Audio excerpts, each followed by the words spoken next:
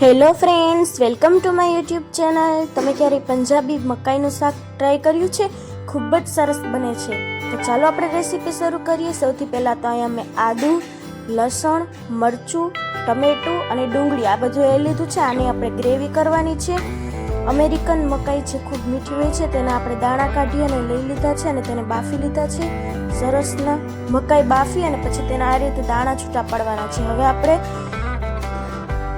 આની ગ્રેવી કરવાની છે.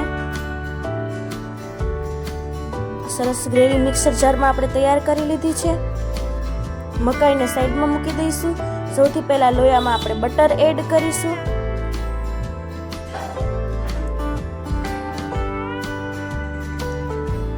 થોડું તેલ એડ કરી દઈશું. એમાં ગેસ આપણે મીડિયમ ફ્લેમ ઉપર રાખીશું અને બધી બાજુથી આપણે બટરને એકદમ સરસ રીતે હલાવી લઈશું. હવે જે દાણા છે તેમાં એડ કરી દઈશું અને બધી બાજુથી ફેરવી લઈશું. એકદમ સરસ રીતે થઈ ગયા છે.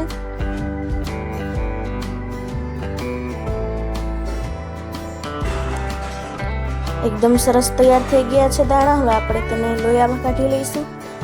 આનો સ્વાદ પણ એકદમ સરસ આવે છે બટરવાળા. હવે આપણે તે જ લોયામાં તેલ એડ કરીશું. તેલ ગરમ થઈ જાય ત્યારબાદ આપણે તેમાં જીરું એડ કરી દઈશું.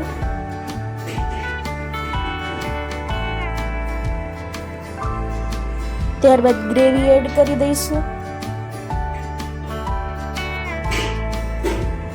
એકદમ સરસ ગ્રેવી એડ થઈ ગઈ. હવે તેમાં સ્વાદ અનુસાર મીઠું એડ કરી દઈશું.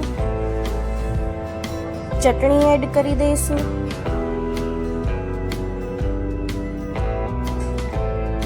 ધાણા જીરું એડ કરી દઈશું. ત્યારબાદ હળદર,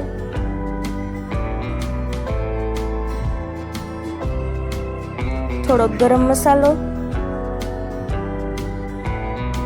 આ બધું બરાબર રીતે મિક્સ કરી દઈશું.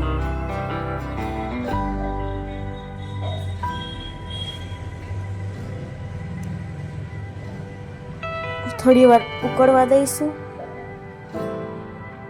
થોડું પાણી આપણે એડ કરી દઈશું.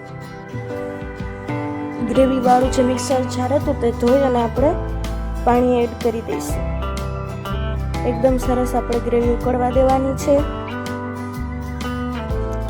હવે આપણે જે મકાઈના દાણા હતા એમાં એડ કરી દેવા.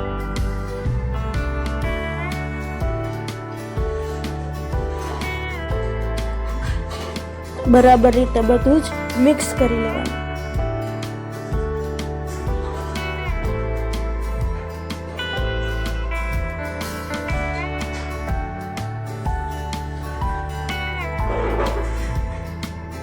ત્યારબાદ તેમાં આપણે પાતળી મલાઈ એડ કરી દઈશું. એકદમ સરસ ક્રીમની એમાં આવે છે સ્વાદ.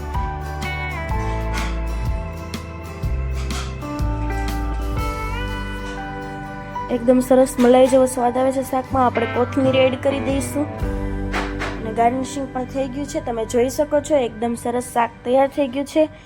આ પંજાબી શાક છે. તમે તેને ગરમા ગરમ રોટલી સાથે ખાઈ શકો છો અને નાન સાથે પણ સર્વ કરી શકો છો.